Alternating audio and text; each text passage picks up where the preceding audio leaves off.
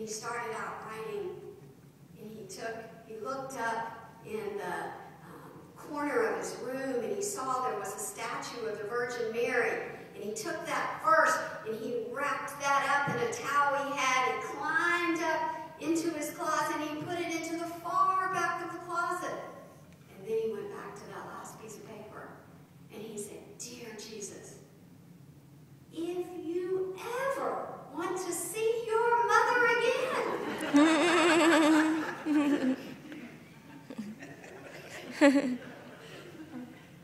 How like us often is that kind of approach. But how unlike that was the approach of Mary.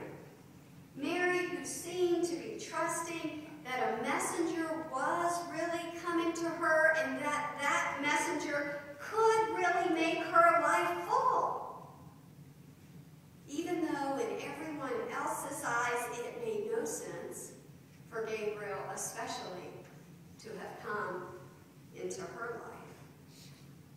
Mary heard the words that caused her to search back into that Jewish prophecy from the time of the prophets, the days of Zechariah, the days of Isaiah, back in Isaiah chapter 7 and 9, when the angel had first spoken about the child who was to come. And unlike Zechariah in the temple, who had doubted until the time that he was no longer able to speak, he doubted until he became dumb about the birth of John the Baptist that was promised to his family. Instead, Mary believed that she was indeed called by God for very important purposes. Can we believe that? No matter what point it is in our lives, can we take hold of new callings in our life? Those callings that, as one writer says, are impulses to move ahead in a meaningful way. Can we trust that they are going to continue to come to us? Those callings that are the source of our ongoing creativity and opening of new doors in our life, no matter the stage where we find ourselves. And I must confess to you that this is the first time I have been preaching in a pulpit since I was proposed to about 2 weeks ago. And I am myself in this season trying to take hold, trying to continue to say yes to what can be radically new and different and beyond expectation in my own life. I still, at the same time, cannot stop marveling at how over 22 years ago, God brought me into this valley from a very different valley, from the Shenandoah Valley, from having lived and worked in South Korea in a wonderful program of our Presbyterian denomination that is open for young adults to be able to encounter the world. And for me, it had led through what now is called our Volunteers in Mission program and Youth Volunteers program, that Young Adult Volunteers program, I think they changed it to now, that helps to take young people perhaps at a time in our first callings and to shape those callings. As I went to Korea, it was Koreans who talked about the need to get off the East Coast to come here to the West to continue to learn about different cultures. And as I got into seminary, it was that love of Southeast Asian cultures put together with a calling to work with people in poverty that compelled me to go to some place called Fresno that I had never heard of. But what a treasure it is to work every single day together with ones like Tutu and her family who said yes amidst far greater challenges than any that I have ever felt. Who said yes when every single other door had been shut in their face, and no was the resounding sound in their ears.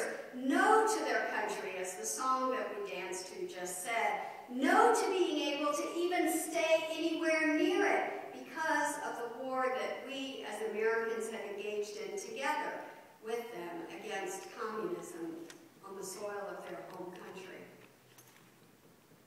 Tutu speaks of discovering when she was in a refugee camp after being pushed out of that homeland, of looking over one day when she was 7 or 8 and seeing a woman in the sheet that separated the small area that each family had, looking through a hole and seeing one woman praying on the other side. She hadn't seen a Christian before.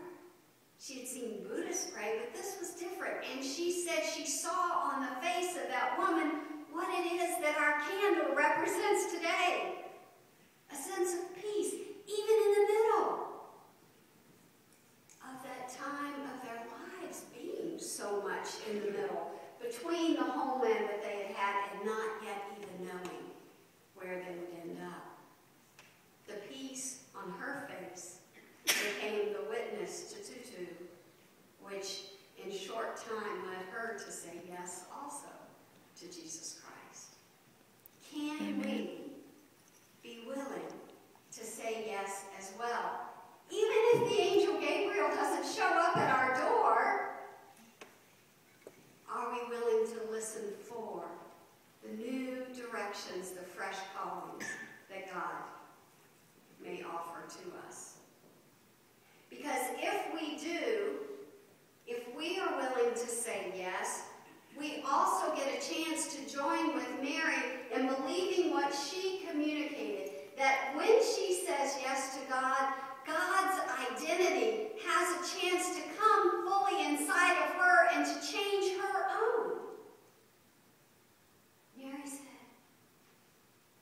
"How can this happen to me?" It really was a question. It wasn't just a pushback in the way that Moses said, "I can't do it." It was kind of researching, Mary with God, God, how can I collaborate with you in something unimaginable being able to happen?